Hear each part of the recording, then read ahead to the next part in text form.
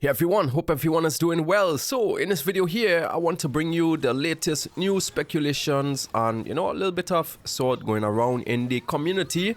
So let's get to it. So first off, I just have to tell everybody right now, if you go in social media and certain forums like Reddit and stuff, you will find a ton of people talking smack about Xilonen and calling her Midlonen. Now, this isn't any hate.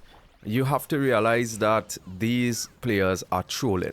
You see, Hoyoverse has a tendency of always nerfing a great unit, so they're trying to do a little bit of reverse psychology. I don't know if it will work, but so far in the version 2 of the beta, Xilonen was not nerfed, if you didn't know. So, everybody that's trying to... I don't really know what they're doing there, bro, but it's still so funny to just keep seeing a ton of players just talking smack about her, and you could clearly see that it's just sarcasm. So if you do come across this and you're a little bit of sensitive, just remember that they are trolling. So let's move on. Next up, with the banners, it seems that for 5.1, Xilonen will be in the first phase running alongside Chiori. So, that's kind of good, because I heard that Chiori's weapon is pretty good. Honestly, I can't remember what Chiori's weapon is. I think it's a crit damage, right? And it has some defense scaling. So, okay, so I went and did some research and looked over Chiori's best in slot weapon, her signature, and it seems that it might be pretty good on Xilonen. It seems like it could be a solid weapon if you want to use Xilonen as a main DPS. So, you could just keep that in mind. There is also the Cinnabar Spindle, but if you don't have that, because it was an event weapon way back, so I'm not sure who will have that. But even if you miss that 50-50, well, is it still 33? I think so.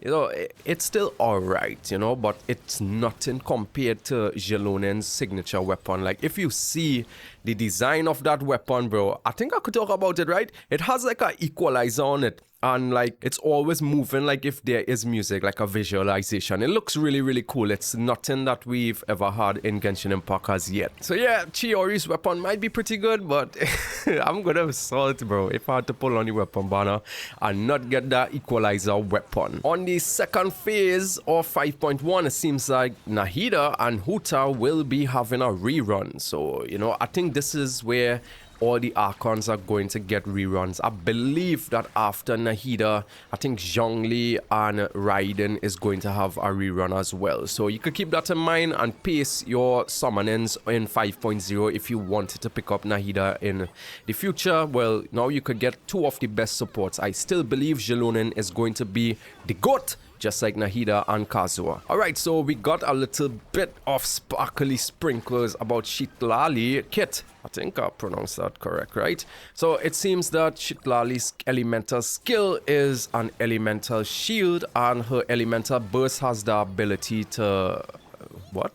Provide cryo or feel? Huh?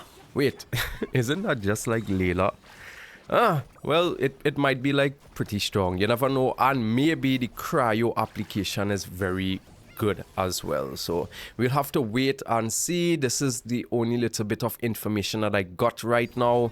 And anything could change right now. It's just way too early. And Citlali should be running in version 5.2. Also, it seems like for the people that were saying that 5.1 is a very salty patch, I think that you were wrong, because it seems that, again, I have to say seems, because nothing is 100% confirmed over here. We are just dreaming. So it seems that in version 5.1, we will be getting an extension to the Natlan map. So yes, let's go for that, bro, because once there's extension means there's, well, yes, if you didn't know, it seems that Mavuika is going to have a little scene in 5.1, or it's going to be a continuation of her quest. So if you are very excited to see Mavuika again, then you will be able to see her in version 5.1, where they will be continuing the story. I'm kind of happy that they're it's not like they're dragging the story. It feels like it's just perfect, It's not too much story, and there's enough time to explore and do all of the events. And I think that each patch Hoyoverse will try to pace the story accordingly, which I kind of like it like that because, to be honest, I don't really have too much time in my hand.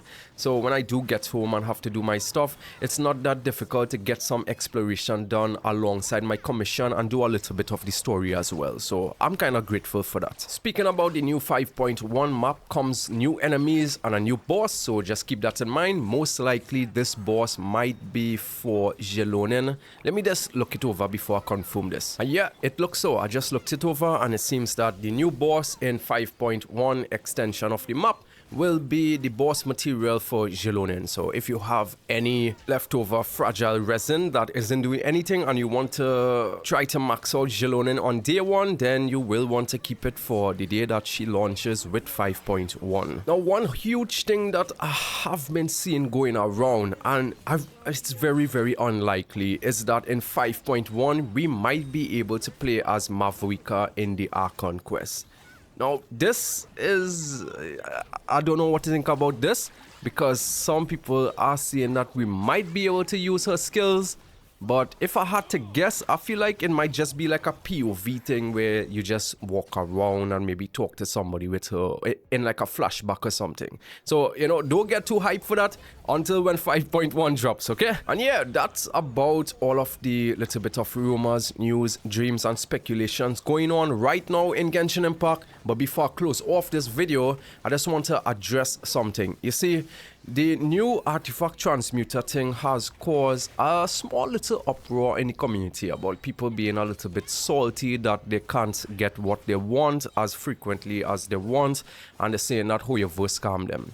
I don't actually feel like that, because I think like the transmuter isn't something that every patch you just rely on it to get what you want, I still find like, I don't know about you guys, it's frustrating in Genshin Impact to get a good artifact, right? Especially when you're trying to complete a set. But there's also this sense of accomplishment when you do get something after a long time. Now, that's very stupid of me to talk about, right? Because they added a function where it could help you, get some specific stats on some of the artifacts. But it's not that easy to get this, and I think that you could only get like one artifact each month. But again, you have to remember that this just implemented. It's just like the Imaginarium Theater. When the Imaginarium Theater just came out, it was way too easy. Now this new one in 5.0, it's actually kind of difficult. Like, I had to do one retry of a stage to get it to complete. So, with time, this will get better. And I hope that Hoyoverse could implement getting the elixirs in like events and stuff instead of just being like a long hard grind. So just wait with it. Whoever is complaining, bro, just prioritize your resin and know how to farm and know how to spend your resin in certain domains to get your artifacts. And yeah, that's all I have to say right now. My name is Tired of Feelings. Let me know your thoughts below. What do you think about 5.1? Are you excited? What are you excited for? Xilonen, or maybe being able to see and play with Mavuika? So let me know your thoughts down below in the comment section. Hit the like and subscribe if you enjoyed this video, and I'll see you guys in the next one. Take care. God gave me a retry, I'll pass it on to my left. Cause knowing that you never be mine is worse than being an ex. And now my soul is cursed with lies, and I've been burning, sinking in there. I mix melatonin with cough syrup to get closer to my death, and I'm tired.